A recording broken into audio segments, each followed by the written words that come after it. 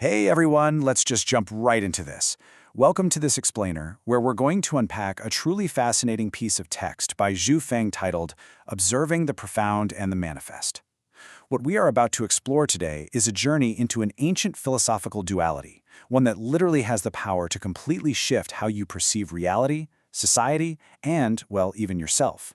It's all about learning to look at the world through two incredibly different, almost contradictory lenses.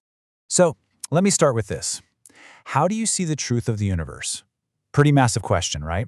Most of us are constantly trying to find just one single, unified way to make sense of the whole shebang. But the text we're analyzing today argues something completely counterintuitive.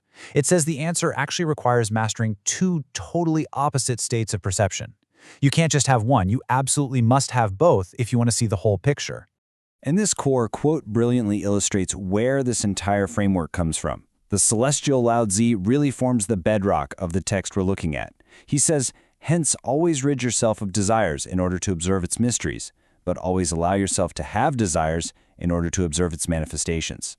Okay, it sounds kind of like a riddle at first glance, doesn't it? Rid yourself of desires, but also have desires. Let's break down exactly what Lao Tzu is getting at here.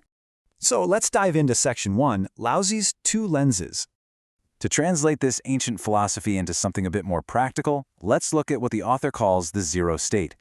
The text explains that the first half of Lao Tzu's instruction, ridding yourself of desires, requires you to transform into a state of total formlessness. It literally means completely letting go of yourself. No personal opinions, no biases, no unique perspectives. You have to achieve a state of being completely without self. The author argues that only by viewing the world as though nothing exists, totally free from the constraints of the material world, can you actually observe the essential mysteries of the Tao. Now, the crucial point here is this deep, deep contrast. On one side, we have non-being, that zero state we just talked about. You step back, pretend nothing exists, just to observe the profound mysteries. But on the flip side, we have being. To understand how the Tao actually operates and transforms the universe, you can't just stay detached. You have to immerse yourself. You have to allow yourself to have desires, to use your personal insights, and interact directly with the tangible things right in front of you. Basically, you need the macro view of nothingness and the micro view of everythingness. And Zhu Feng's text beautifully connects this very concept to another major stream of Eastern wisdom, Buddhism.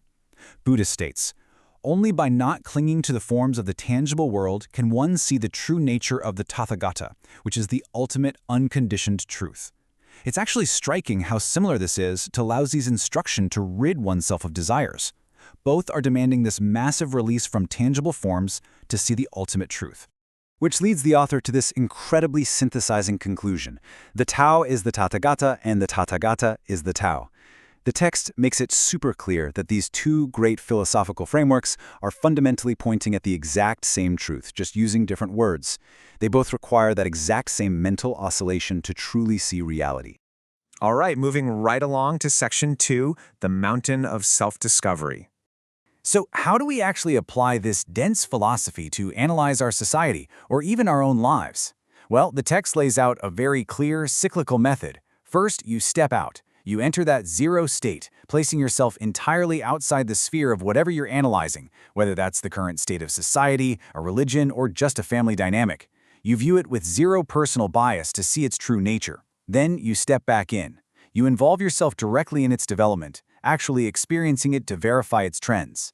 So you zoom all the way out, then you zoom all the way back in, over and over. And the text states, this method is absolutely vital for knowing oneself. But fair warning, this requires an intense mental shedding. To truly know yourself in that zero state, the author says you must observe without self-conception, without the notion of others, without the perception of sentient beings, without fixating on how long you'll live, and without any view of phenomena, non-phenomena, reality, or illusion. It is an intense, radical stripping away of literally every single label you hold about your own existence. I absolutely love how the author summarizes this whole process. Go up the mountain to observe, come down to verify. It's such a beautiful metaphor. You've got to retreat up the mountain into that formless emptiness to observe the ultimate truth, but you can't just stay up there. You have to come back down the mountain, return to reality, and leave tangible footprints to prove it. You have to constantly repeat this process. Which brings us to Section 3, the danger of getting stuck. Now, what happens if you fail to balance these two states? If you only go up the mountain and get stuck in emptiness, just completely shutting yourself away for spiritual cultivation, the text says you live a muddled life. You become aloof and disconnected. But if you get stuck in form, purely obsessing over reality, whether you're throwing all your energy into a political party, a specific religion, or a romance, you are equally muddled. You get entirely misled by phenomena. According to the author, both of these extremes completely ignore the principles of the Taiji, the ultimate balance of the universe. You must be able to enter and exit freely.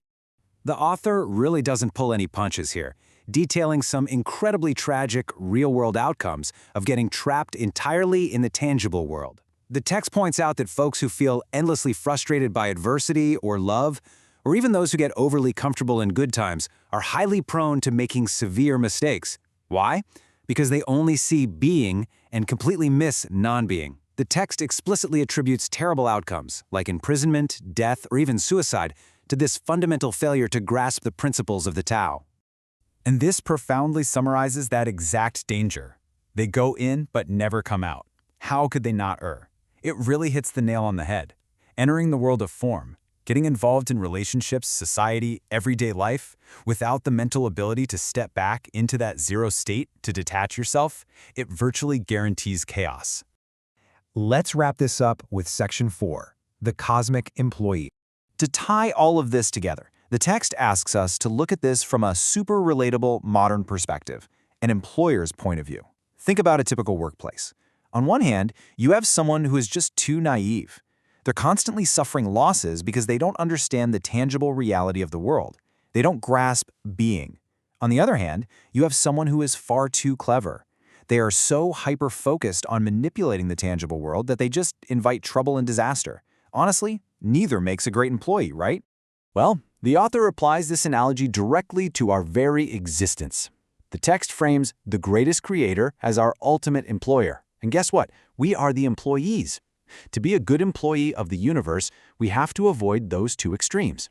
We can't be too naive, totally detached in emptiness, and we can't be too clever, obsessed only with the material world. We have to constantly oscillate, balancing having and not having. Which leaves us with this final, provocative thought. Are you balancing your being and non-being to be a good employee of the universe? Are you able to go up that mountain to observe the truth without your personal bias, and then come right back down to live effectively in reality? It's a profound challenge drawn straight from Laozi, and it's beautifully explained in this text.